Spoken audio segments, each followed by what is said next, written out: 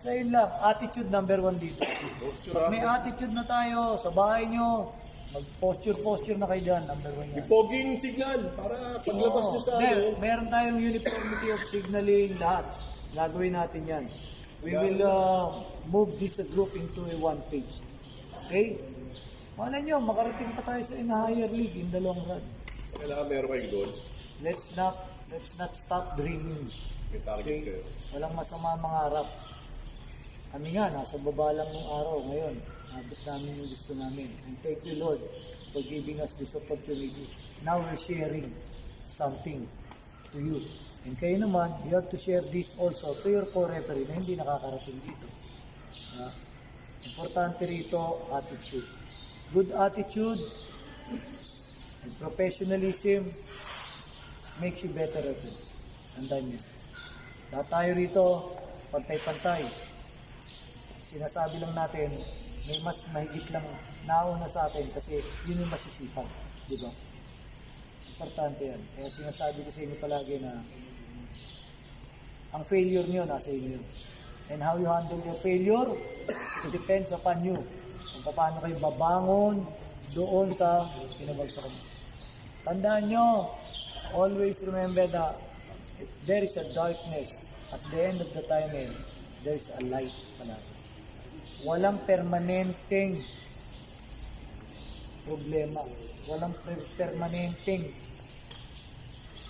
hindi maganda sa buhay. Lahat yan, cycle life yan, kasama sa cycle ng life yan. Kaya it's up to you. Huwag niyong sinisisi yung mga ibang tao. Ang sisihin niyo sarili niyo, bakit hindi kayo napasama? O, ang purihin niyo sarili niyo. Napasama ako kasi nag-dedicate ako dito.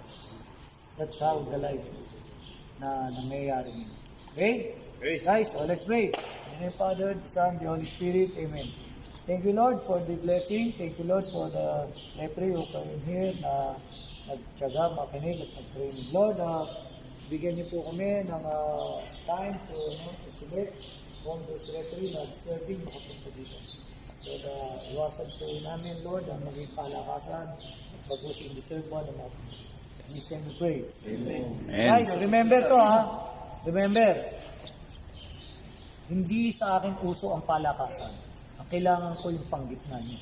Hindi porket kakilala ko isa, alam nila lahat yan. Hindi sa akin pwede palakasan.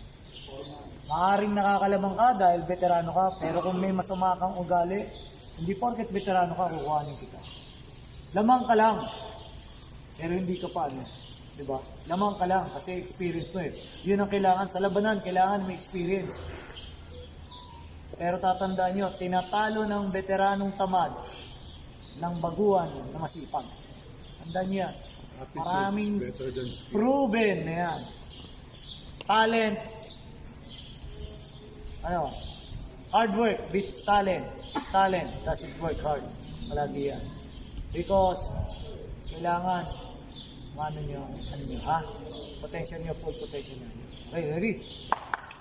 Thank you. Oh, taas na, taas, Tarigom. Wow! Picture!